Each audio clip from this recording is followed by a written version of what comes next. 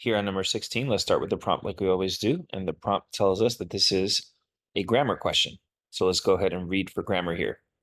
Consider the mechanics of the pinhole camera. Light passes through a small hole, resulting in a focused projected image.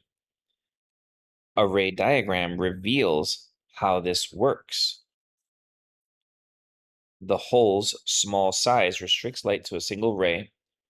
All light passing through the hole can only arrive at a single destination, eliminating diffraction and ensuring a clear image.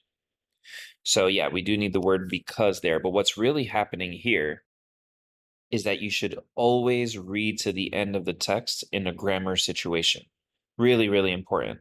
Because if we're being a little lazy and not reading all the way to the end, this can easily sound like a ray diagram reveals how this works because the hole's small size restricts light to a single ray. And that sounds really, really great. And it would make you pick A and it would make you get it wrong. But if you commit yourself that you're always going to read to the end of the text in grammar situations, then you'll read a little bit differently. And you'll see that this is just such a complicated idea in red here that it needs to be its own idea. It needs to be B.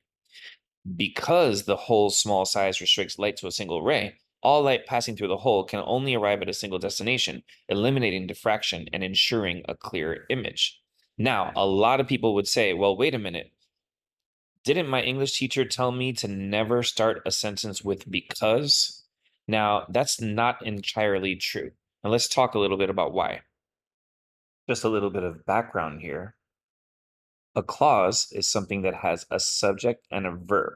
So, for instance, an independent clause would say, John jumped. Jumped is the verb. John is the one that's doing the verb, the subject. Now, a dependent clause, on the other hand, is when you add a weak conjunction or something else at the front that makes it dependent. For instance, instead of John jumped, we may say since John jumped. And now we can't put a period after it anymore because the word since kind of implies that something else has to follow to complete the thought. Now, if you have an independent clause going into a dependent clause, the rule is that there should be no comma. But if you have a dependent clause going into an independent clause, there should be a comma. And here are two examples of that. John jumped because he wanted to see. John jumped is your independent clause. Because he wanted to see is your dependent clause. Independent followed by dependent, no comma. On the other hand, because he wanted to jump, because he wanted to see, that's a dependent. Because he wanted to see, John jumped. So if you have the dependent followed by the independent, you do have a comma.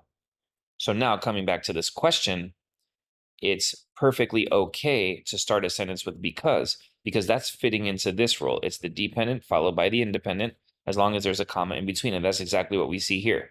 Because the small size restricts light to a single ray, comma, that's the dependent clause, all light passing through the hole can only arrive at a single destination. By the way, this part here is another modifier, eliminating diffraction and ensuring a clear image. So the answer to 16 is B.